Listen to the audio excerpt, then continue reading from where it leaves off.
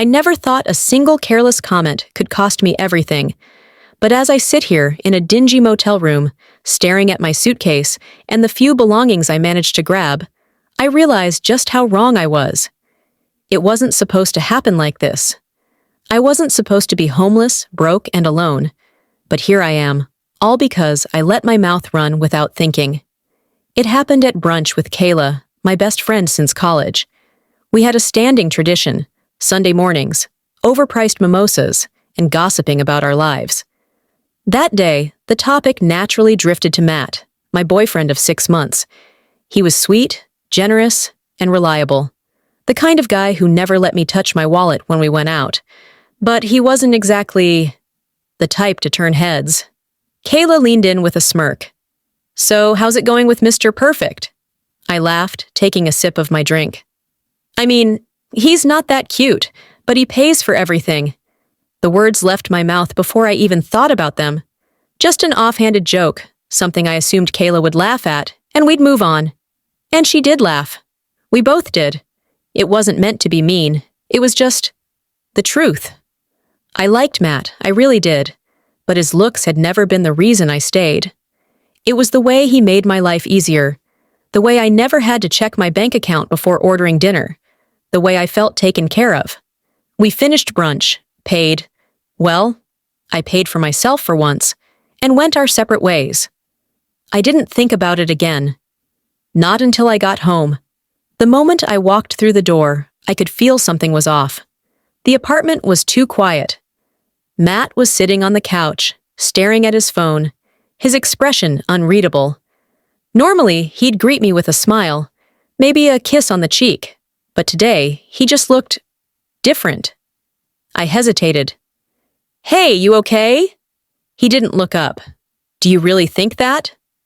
My heart started pounding. "Think what?" His grip on his phone tightened. "That I'm not that cute, but I pay for everything." I froze. The blood drained from my face. How did he? There was no way he could have heard me. We were at a restaurant in a crowded space. Had someone told him? Had he been there? None of it made sense, but the how didn't matter. He knew. "Matt, Save it," he said, finally looking at me. His voice was eerily calm, but his eyes were cold. I had never seen him like this before. "I don't want an explanation. I just want you out." It felt like the floor had been ripped out from under me. "What? This place?" He gestured around the apartment. "Mine. The car you drive? Mine. Half the things you own? Bought by me." He let out a bitter laugh. "And since I'm apparently just your personal ATM, I think it's time you find a new one." My throat went dry. "Matt, come on! You're blowing this out of proportion." "Am I?" He stood up, shoving his phone into his pocket. "You think I'm some idiot who just throws money at you? You think I haven't noticed? The way you let me pick up the bill every single time? The way you moved in here without contributing a dime? And now I find out this is how you talk about me?" I couldn't speak. I wanted to argue, to tell him he was wrong, that he was more than that to me. But was he?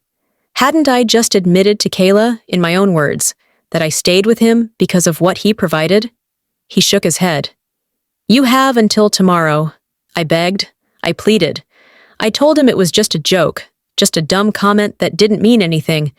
But he was done listening. He slept in the guest room that night while I stayed up, frantically trying to figure out what to do. By morning, my suitcases were packed and sitting by the door. He didn't even look at me as I left. Now, here I am, sitting in a tiny motel room with nothing but my suitcase and a rapidly draining bank account. I don't have a place to stay. My name wasn't on the lease, so I have no rights to the apartment. My savings? Practically non-existent. I never needed them before. And as I scroll through my contacts, trying to think of someone who might take me in, I realize just how alone I really am. Matt wasn't just the guy who paid for everything. He was the person who made my life stable. And now that he's gone, I have nothing.